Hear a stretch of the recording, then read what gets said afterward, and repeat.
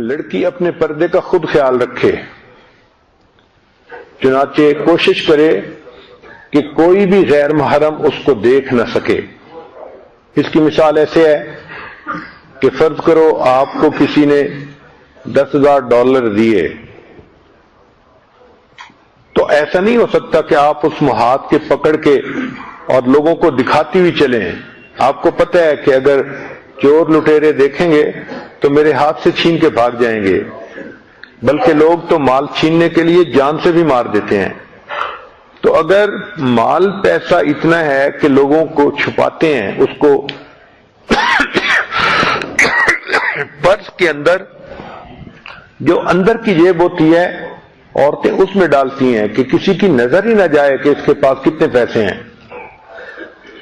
جس طرح مال کی حفاظت کر رہی ہیں، اسی طرح اپنی عزت کی بھی حفاظت خود کرنی پڑتی ہے۔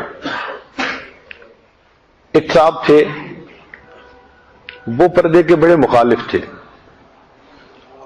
اور بیٹی کو پردہ بھی نہیں کرنے دیتے تھے۔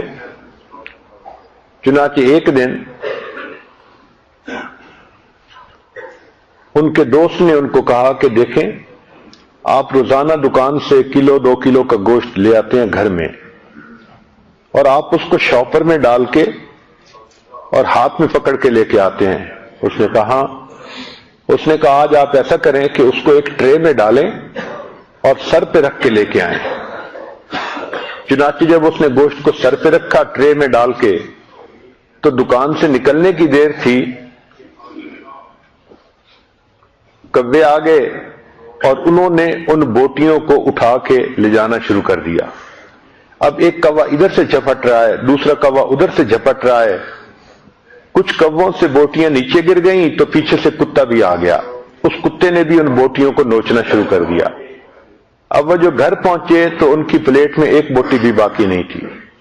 تو پھر اس دوست نے سمجھایا کہ دیکھیں، یہ 1 کلو کا گوشت ہے، آپ نے اس کو چلتے ہوئے اوپن کیا تو پرندے بھی جھپٹے اور کتوں نے بھی اسی گوشت کو نوچا۔